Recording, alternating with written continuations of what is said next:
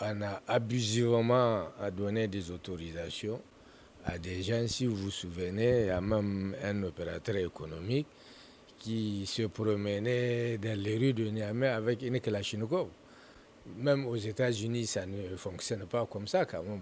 À plus forte raison dans un pays comme le nôtre. Et je crois qu'il va falloir même pas suspendre, mais annuler toutes les autorisations pour maintenant reprendre dans le cas où c'est possible avec une véritable enquête de moralité et qu'on sache à qui on a donné.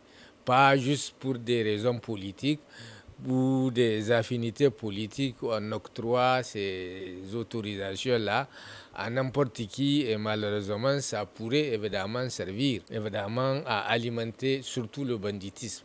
L'autre aspect, c'est normal aussi, dans notre contexte d'insécurité et surtout dans notre contexte où la France a décidé d'agresser le Niger.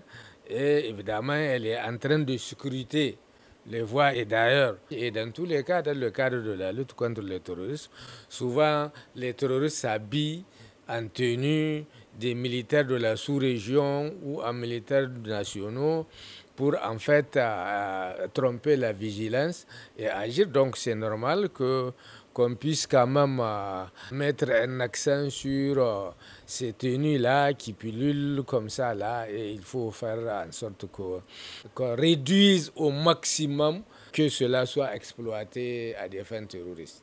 Le dernier communiqué, c'est normal. Il faut étouffer la source par laquelle il se procure du carburant. Celui qui soutient le criminel, c'est un criminel. Donc il n'y a pas de débat ici.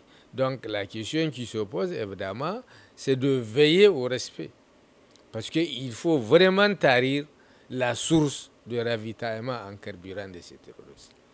Parce que tarir cette source-là, ça relève évidemment de la lutte contre le terrorisme. Parce que s'ils n'ont pas de carburant, ils ne pourront pas se mouvoir. Ils ne peuvent pas se mouvoir avec leur moto. Donc, si on peut et on peut, il n'y a pas d'état d'âme. Les services de renseignement devraient faire le travail très professionnel pour identifier ces stations-là qui violent ces introductions-là et qu'ils subissent la rigueur de la loi.